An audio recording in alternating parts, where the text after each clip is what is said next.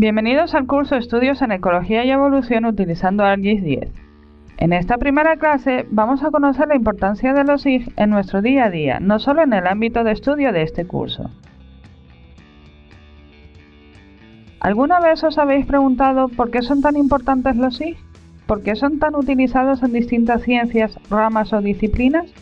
Los SIG son una herramienta que facilita la toma de decisiones, que tienen alguna influencia sobre un espacio geográfico.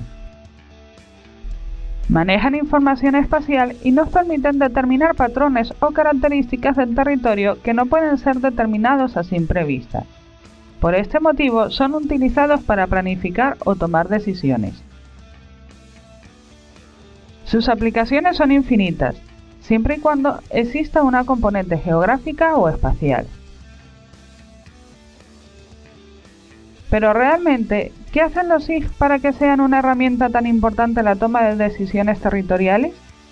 Las funciones de los SIG son 4. Principalmente nos permiten crear datos geográficos, administrarlos, analizarlos y visualizarlos. Para indicar un ejemplo muy sencillo, pensemos en un caso que tiene que ver con la visualización de datos, solo una de las funciones de los SIG. Imaginemos por un momento en que tenemos una hoja de cálculo con puntos de ocurrencia de una especie. Lo más básico sería el nombre de la especie y un gran número de pares de coordenadas de latitud y longitud. Mentalmente, con ver la hoja de cálculo nos resulta imposible ubicar en el espacio todos esos puntos. Pero, si los mapeamos, ocurre la magia. Podemos ver los puntos distribuidos en el espacio y a simple vista tal vez determinar algunos patrones de distribución, conocer o determinar algún comportamiento de la especie o observar espacios vacíos que nos hagan preguntarnos ¿por qué esa especie no está en ese sitio? En fin, puede surgir nueva información o puede que nos conlleve a plantear, combinar información y aplicar algunos análisis.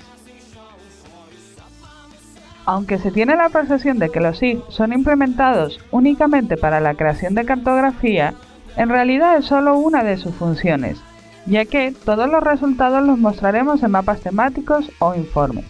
Pero en realidad lo que ha conseguido que los SIG se apliquen en distintas áreas es su capacidad de analizar la información y crear por tanto nueva información. Un ejemplo sencillo de un análisis espacial sería determinar la superficie de bosque que hay dentro de una ciudad o área de estudio. En este caso combinaríamos dos capas, una con polígonos con información de las áreas de bosque, y otra con el límite de área del estudio por medio del geoproceso CLIP. Luego, la capa resultado serían polígonos de bosque dentro del área de estudio. Con el programa SIG calculamos las áreas de los polígonos y realizamos una sumatoria. Así podríamos responder a la pregunta. Otro ejemplo sería conocer qué especie en peligro se encuentra dentro del área de influencia de una actividad minera. Para esto, podríamos aplicar un análisis de proximidad conocido como buffer. Necesitaríamos el punto donde se localiza la mina y aplicaríamos el análisis. Así, crearíamos un círculo o área con un radio de 1 milla. Superponemos esta capa con la información de especies protegidas y determinamos qué especies están en el área de influencia de la mina. Recordemos que estos análisis ya se realizaban antes de aplicar las tecnologías de la información con información espacial. Se realizaban cálculos y mapas a mano que nos permitían visualizar los resultados. Por ejemplo, el primer ProtoGIS se realizó dibujando un mapa de Londres y sus fuentes de agua y líneas de distribución. Luego se añadió o relacionó esta información con los casos de cólera y se pudo determinar qué fuentes de agua se debían clausurar por contaminación. El autor de este análisis fue John Snow, y con esta metodología consiguió detener la epidemia de cólera de 1854 que afectó a la ciudad de Londres.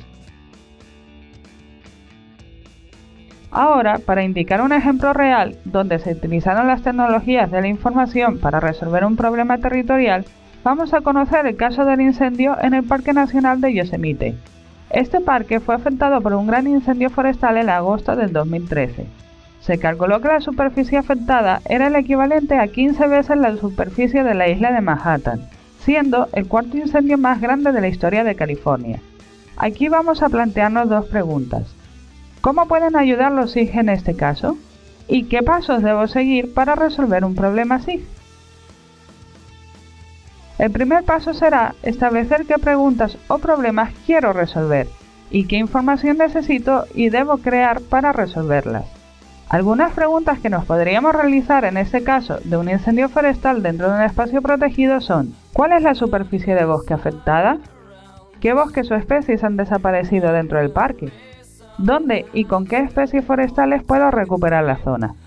¿Se ha perdido alguna infraestructura de uso público? El segundo paso será la captura o búsqueda de la información necesaria para crear la nueva información, que nos permita dar una solución a nuestro problema. En el caso de los incendios, las imágenes capturadas por los sensores a bordo de los satélites son muy útiles para determinar la vegetación presente en el territorio antes de un incendio y después, y luego compararlas. El siguiente paso será analizar la información y con los resultados dar respuesta a las preguntas o tomar decisiones. En este ejemplo se utilizaron las imágenes satélites como fuente de datos. Si observamos la imagen, veremos cómo a partir de una combinación de bandas captadas por los sensores Landsat es posible extraer una gran información. Esta es una de las imágenes creadas por la NASA en el momento del incendio. En este caso, los resultados fueron muy útiles para conocer el comportamiento del fuego y plantear medidas para su extinción y medidas de evacuación. Por último, respondemos y tomamos las medidas necesarias. Algunos ejemplos de acciones o medidas que se tomaron en el momento del incendio y donde se aplicó la tecnología SIG fueron las siguientes: crear un plan de retención y extinción del fuego, ahorrando en consecuencia tiempo, recursos económicos y salvar vidas. Crear planes de emergencia y evacuación en las zonas afectadas gracias a la creación de un portal de datos. Informar a la población del perímetro del fuego en tiempo real por medio de páginas web. En este curso trabajaremos con los modelos de distribución de especies. Conoceremos el manejo de las distintas aplicaciones de ArcGIS para manejar y preparar la información geográfica. Aprenderemos cómo realizar los modelos de distribución de especies con Maxent y luego los utilizaremos como fuente de información para realizar estudios ecológicos y evolutivos, con una serie de análisis y herramientas específicos y que pueden ser utilizados en ArcMap. Recordemos que los modelos de distribución de especies poseen distintas aplicaciones en el área de la conservación. Por citar algunos ejemplos, podemos utilizarlos en la predicción de distribución de especies invasoras, conservación y restauración ecológica, estudios de cambio climático o en el manejo y conservación de especies cinegéticas. Muy bien, para finalizar, en esta clase hemos visto que los SIG se llevan aplicando desde hace mucho tiempo, incluso antes de las tecnologías de la información. Pero su gran avance fue a partir de 1968, gracias a Tomlinson, que fue el primero en aplicar las tecnologías de la información a la información geográfica. Sé que ahora os surgen más dudas que respuestas, pero no os preocupéis, en este curso resolveremos todas las dudas o por lo menos gran parte de ellas. Conoceremos distintos análisis y métodos, aprenderemos a manejar ArcGIS y Maxent, crearemos nuestras propias metodologías en cajas de herramientas y además partiremos de cero. De esta forma adquiriréis todos los conocimientos básicos e importantes para manipular la información geográfica y así obtener resultados adecuados. Como curiosidad, quedaos con este dato. Se estima en la actualidad que el 80% de la información es información geográfica. ¿Os imagináis la cantidad de preguntas y respuestas que podemos generar por medio de proyectos SIG? Bienvenidos a este curso y nos vemos en la siguiente clase. Un saludo.